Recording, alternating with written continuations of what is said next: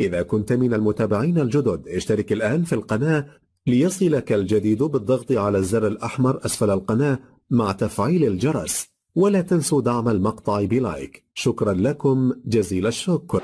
متتبعي مباريات بطولة كأس العالم على الهواء مباشرة عبر قنوات بي ان سبورتس الأعزاء، السلام عليكم ورحمة الله وبركاته، وأسعد الله أوقاتكم جميعا أيها الأحبة بكل خير. مباراة السهرة، المباراة الأخيرة اليوم في المونديال الروسي ما بين المنتخب البولندي وما بين المنتخب الكولومبي في الجولة الثانية من منافسات المجموعة الثامنة.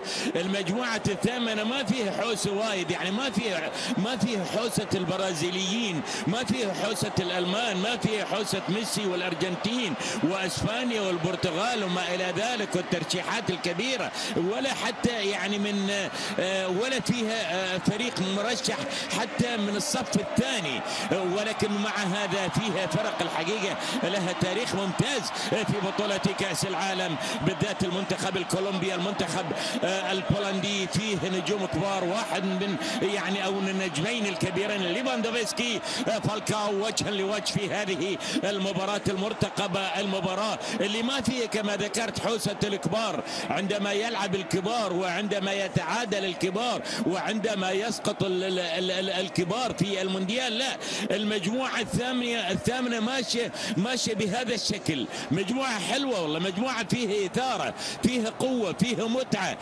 يعني واضح ان احنا راح نصل الى اليوم الاخير، ربما الفرق كلها كل الاربع فرق، هذا رقم 4 بس، الفرق الاربع ورقم 4 حاضر الحقيقة في هذه المجموعة الثامنة، لكن يمكن نوصل الى اليوم الاخير كل الفرق حتى يمكن تتساوى بعدد النقاط.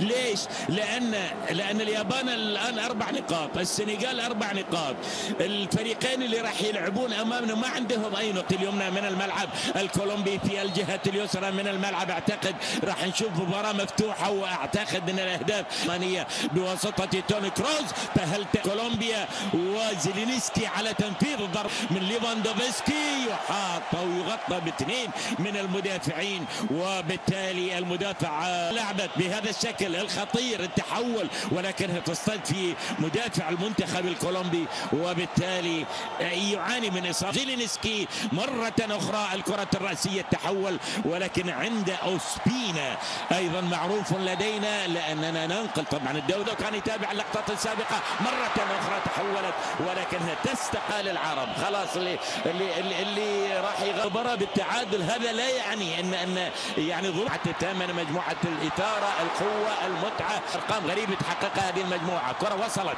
لمصريعة القوية للمنتخب البولندي، تحولت الآن محاولات المنتخب الكولومبي على مرمى المنتخب البولندي.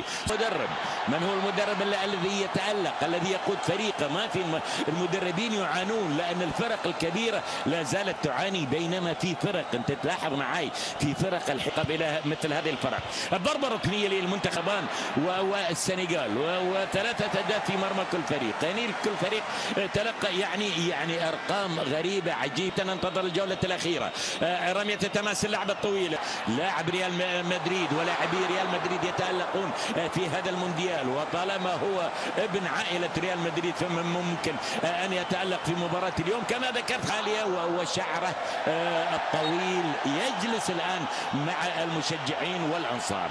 هذا المكسيكي حكم المباراة، حكم خطيرة ممكن الجول الأول، ولكن يبعدها مندي. زيلنسكي يتقدم ويرسلها، ولكن يتابعها مباشرة باريوس اللي يلعب في نادي بوكا جونيور في الأرجنتين. وهنا ليفاندوفسكي هدف البولندي أمامك، الضربة الركنية اللي يحرز كولومبيا بكرة فالكاو، هيها فالكاو في الأول. الضربة الركنية لعبت إلى أقرب مدافع الأهداف، وعدد الأهداف المسجلة سجل. كرة تحول بهذا الشكل بولندا، سقط على أرضية الملعب، فيه خطأ، نعم فيه خطأ، فيه ضربة الحرة المباشرة لمصلحة المنتخب. محاولة المرور لكنها تصل إلى ضبقة لكولومبيا. تحولت لكولومبيا خطيرة للمنتخب الكولومبي. اللعبة وسط المنتخب الكولومبي. الكرة تحول مباشرة، التسديدة حاضرة لكن يتغير اتجاهها وتصميل الحقيقة في المدن الروس. المرور الثاني صارت أخطر جدا، تحولت ولكن واصل المؤازرة والتشجيع. لعبة الضربة، لاعب المتألق اللي أمامك الآن في غاية الخطورة، التحول ولكنها تصد. أهم اللاعبين كوادرادو الأول الكولومبيين سجل الجول الأول. جول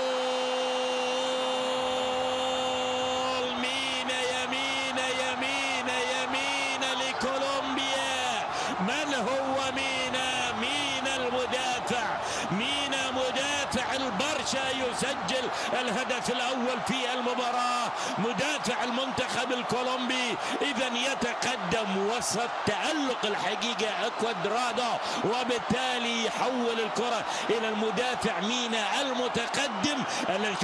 شوف لاعب المتألق هو رجل المباراة في الشوط الأول. ولاحظ الكرة يوم نقلت هذه النقلة من خامس. يسجل كولومبيا، اعتقد تسلل يسجل الهدف الأول في المباراة لمصلحة كولومبيا. لاعبين بعض الأحيان يكونون احتياطيين أو احتياطي في برشلونة. بعض المدربين يقول لك لا والله يا أخي البشر كل البشر الحضري يصل إلى المجد. ومحاولة المنتخب الكولومبي انتقادات كثيرة، لكن والله يا أخي بصراحة يا الروس أي شكل من الأشكال. الضربة الركنية لمصر أمامك، البولندي أمامك، بالتالي بولندا قد تغادر، بولندا تحاول والكرة البولندية لكنها في الأخير تدخل المدافع اللي واضح معاه. خد البولندي على تنفيذ رمية التماس. انلعبت من المدافع. فرق قد تتألق مثلا في الجولات القادمة أو عندما يحين موعد الجد بدءا من الدور الثاني. بوب الآن قبل ذلك التسديد من فالكاو، لكن هني لاعب طلب الكرة، لاعب المنتخب الكولومبي اللي ماخذ له مكان كوادرادو تاخر. شوف اللقطه امامك، مو بالكره اللي وصلت المنتخب الكولومبي. ممكن الجول الثاني التسديد ولكنها تصطد بهذا الشكل. تحولت الى والله كنا الكولومبيين بيسجلون الجول الثاني. الكولومبيين هذا كونتيرو لاعب نادي ريفر بليت في الارجنتين يتقدم الجول الثاني. شكلهم بيسجلون الجول الثاني. اللعبه الخطيره، الانفراد، جول فالكاو يظهر الآن ويسجل الهدف الثاني لمصلحة المنتخب الكولومبي. يظهر أخيرا النمر الكولومبي فالكاو ويسجل الهدف الثاني لكولومبيا. كرة مرتدة سريعة، التمركز كان سليم والانفراد كان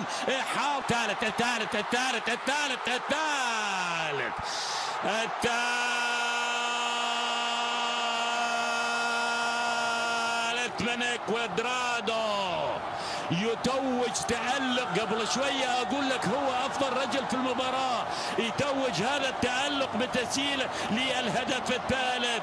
انفراد آخر ونفس المكان اللي سجل منه فالكاو الهدف الثاني. يتقدم كوادرادو ويسجل. إذا كنت من المتابعين الجدد اشترك الآن في القناة ليصلك الجديد بالضغط على الزر الأحمر أسفل القناة مع تفعيل الجرس، ولا تنسوا دعم المقطع بلايك. شكرا لكم جزيل الشكر. إذا كنت من المتابعين الجدد اشترك الآن في القناة ليصلك الجديد بالضغط على الزر الأحمر أسفل القناة مع تفعيل الجرس، ولا تنسوا دعم المقطع بلايك. شكرا لكم جزيل الشكر. إذا كنت من المتابعين الجدد اشترك الآن في القناة ليصلك الجديد بالضغط على الزر الأحمر أسفل القناة مع تفعيل الجرس، ولا تنسوا دعم المقطع بلايك. شكرا لكم جزيل الشكر. إذا كنت من المتابعين الجدد اشترك الآن في القناة ليصلك الجديد بالضغط على الزر الأحمر أسفل القناة مع تفعيل الجرس، ولا تنسوا دعم المقطع بلايك. شكرا لكم جزيل الشكر. إذا كنت من المتابعين الجدد اشترك الآن في القناة